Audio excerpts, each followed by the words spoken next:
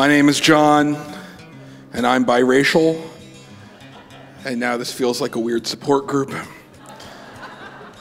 I'm half Chinese and half white, which can be tough, you know, because whenever I meet Chinese people, they always think I'm white, and white people think I'm Mexican.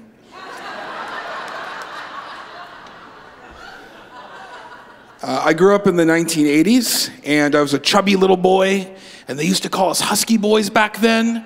But looking back on it now, I realized I was just ahead of my time. I was in the avant-garde of what we today call the childhood obesity epidemic.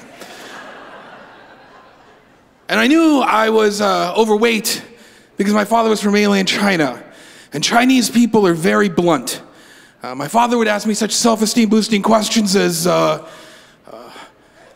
how come you are so very fat? My son is a Pillsbury Doughboy. And, because my father was an immigrant, a lot of things would go over his head, and he wouldn't always say things the right way, and he had a very thick accent, and sometimes people would make fun of him. And he didn't like that at all. He was a very proud guy, and so he would always say to me, you're going to be 100% American. And so he never spoke Chinese inside the house, and we never celebrated Chinese holidays, and he never, ever talked about his life back in China. And I didn't get to see him very much because my mom got this really good teaching job up in Massachusetts, and he could only get one in New Jersey, so he had to commute every other weekend. So the only time I really got to see him was during the summer. And during the summer, when I was 9 years old, my father said to me, you're gonna play baseball because you are very fat. Which just goes to show you how little my father understood about the amount of aerobic activity involved in a game of baseball. I'm pretty sure you burn more calories waiting in line for a Popeye's chicken sandwich. But neither of us knew anything about baseball. I mean, not the first thing. So my dad went to a store and he bought a bat and a ball and a glove. And then he came home and he arranged these three objects on the front lawn, and we just sort of stood there silently trying to figure out what potential relationship they might have with one another. Before my father just consoled me by saying, don't worry, baseball is just sideways golf.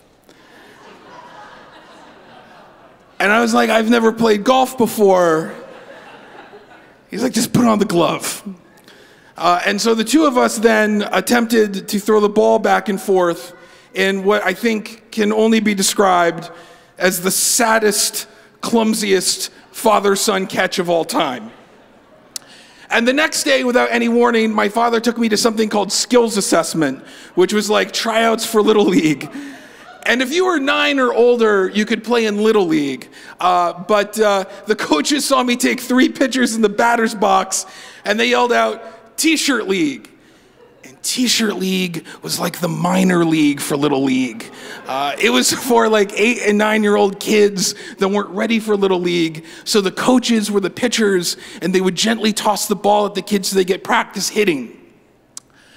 And although I've been told I was the cutest little sausage roll out on that field, due to my aforementioned lack of physical conditioning and experience, and equipped only with the knowledge that baseball had some type of inverse relationship with golf. It should not surprise you to learn I was not very good. And to make matters worse, all of the other boys on the team went to the public school, and I went to the private school. And I didn't know what the public school boys were gonna be like.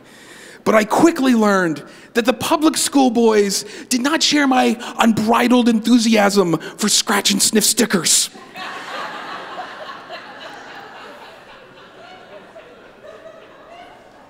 Meanwhile, my father, a professor of ancient Chinese philosophy, would sit out in the bleachers with a bunch of like salty, ball-busting, working-class dads that probably ragged on him constantly.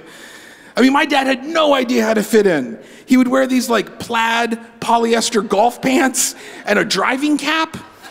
So he kind of looked like a Depression-era golf caddy, like the Chinese Bagger Vance. And you know, after the games, all of the other dads would take the team out for like pizza or burgers. But not my dad. My dad would bring the team tubs of rum raisin ice cream. Yes, that's right, rum raisin ice cream, the official ice cream flavor of assisted living communities.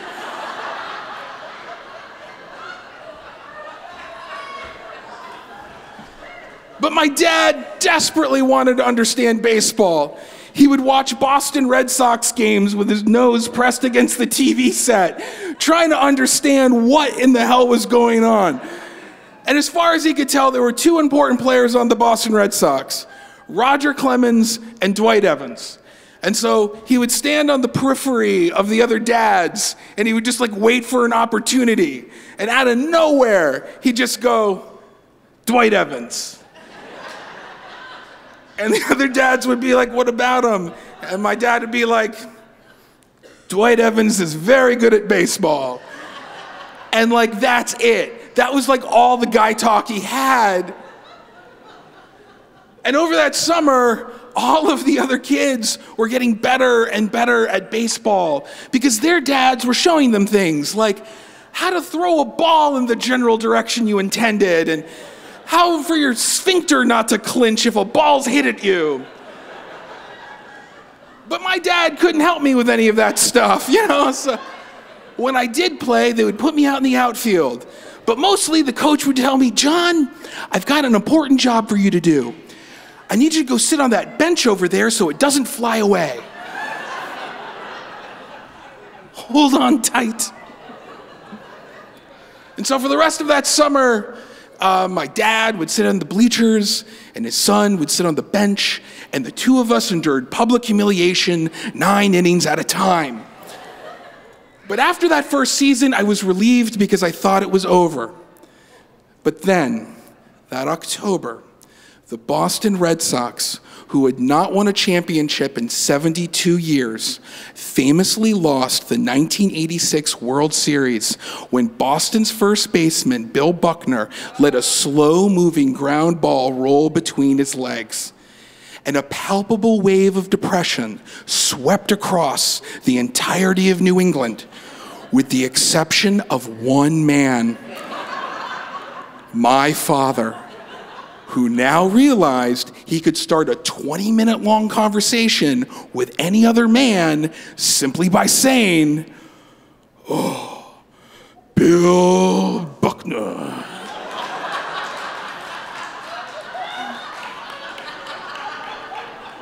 And so that spring, my dad made me try out for Little League again because he was very anxious to try out all of his new material on the other dads.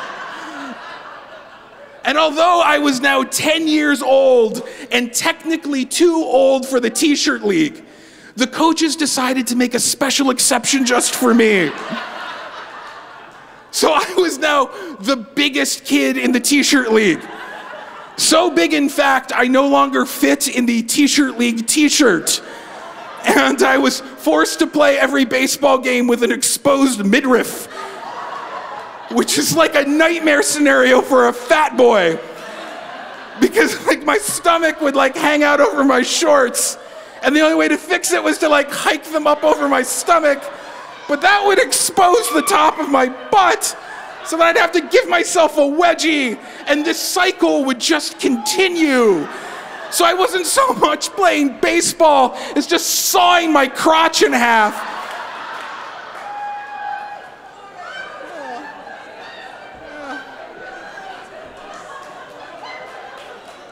And when you're like the biggest kid in the league, people just expect you to be good, you know? Which would just make my inevitable failure so much worse.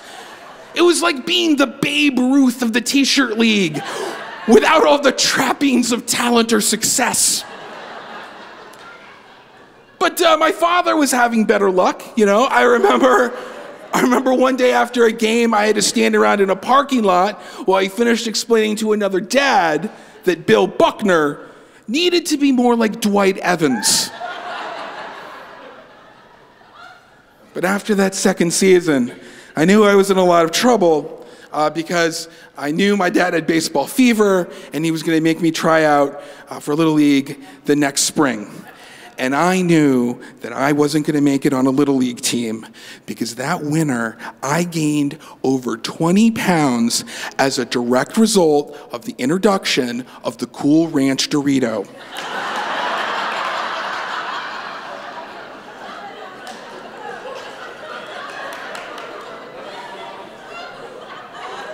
And that spring, as tryouts got closer and closer, I was getting more and more worried because, I even started having nightmares because I knew I wasn't going to make it on the team, and I was afraid I was going to ruin baseball, which is just, what my dad and I did during the summer. But a couple weeks before tryouts on April Fool's Day, my dad died of a heart attack.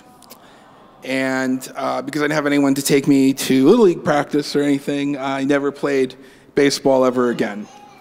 And a few months later, my mom decided to take a new job teaching down in North Carolina. And we moved into one of those small southern towns that was divided in half by a railroad track. And all the white folks lived in nice houses on one side, and all the black folks lived in old houses on the other. And for the first time, the other kids at school made fun of me because I was Chinese, which was like really confusing to me because I thought I was supposed to be 100% American.